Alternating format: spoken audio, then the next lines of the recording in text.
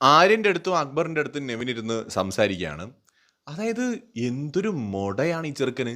എൻ്റെ പൊന്നേ! എന്തൊരു അഹങ്കാരമാണ്. ഇരുന്നങ്ങ് ഷാനവാസിനെ ദുഷിക്കുകയാണ്. ഷോനവാസ് എന്ന് വിളിച്ചും മറ്റൊന്നും മറിച്ചതെന്നൊക്കെ പറഞ്ഞിട്ട് അങ്ങ് ദുഷിക്കുക. അതിന് പുറമെ ഈ ഷാനവാസ് ഒരു ദിവസം ഇന്നിപ്പോൾ തിരിച്ചു വരില്ലല്ലോ. അപ്പോൾ ഒരു ദിവസം പുറത്തു പോയി കഴിഞ്ഞാൽ പിന്നെ തിരിച്ച് കയറ്റില്ല. അതാണ് ബിഗ് ബോസിലെ നിയമം. അപ്പോൾ അയാൾ പുറത്താവുമായിരിക്കും. ഞാനും പുറത്തു പോകാൻ റെഡിയാണ്.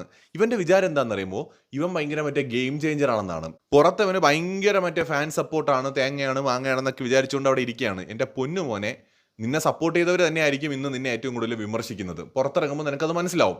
ഈ പയ്യനെ സപ്പോർട്ട് ചെയ്ത എന്തോരം വീഡിയോസ് നമ്മുടെ ചാനലിൽ തന്നെ ഉണ്ടെന്നറിയോ. പക്ഷെ ഇമാതിരി ഒരു കഴുപ്പണം കെട്ട ഒരു ചെറുക്കനാണെന്ന് സത്യം പറഞ്ഞാൽ അറിഞ്ഞില്ല. അറിഞ്ഞെങ്കിൽ ഒരു കാരണവശാലും നല്ലതൊന്നും പറയില്ലായിരുന്നു. പറയാൻ പാടില്ല ഇങ്ങനെയുള്ളവരെ. കാരണം ഇങ്ങനെയുള്ള മനുഷ്യന്മാരെ ഒന്നും ഒരു കാരണവശാലും ഒരു സാഹചര്യത്തിലും സപ്പോർട്ട് ചെയ്ത് നല്ല ഒരു വാക്കും പറയരുതെന്നാണ് എനിക്ക് തോന്നുന്നത്. കാരണം മനുഷ്യപ്പറ്റെന്ന് പറയുന്ന സാധനം തൊട്ട് തീണ്ടിയിട്ടില്ല. കൂട്ടത്തിൽ ഒരുത്തൻ 80 ദിവസം ഒന്നിച്ചൊരു വീട്ടിൽ കഴിഞ്ഞവനല്ലേ.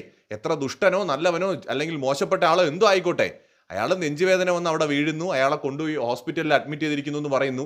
അത് കേൾക്കുമ്പോൾ ശരി, അയാൾ വരട്ടെ, അതുവരെ മിണ്ടാതിരിക്കാനുള്ള ഒരു മിനിമം മര്യാദ ഇല്ലാത്തവനൊന്നും ഒരു തരത്തിലുള്ള ഒരു മാന്യതയും അർഹിക്കുന്നില്ല. ഒരു തരത്തിലുള്ള മാന്യത അർഹിക്കുന്നില്ല.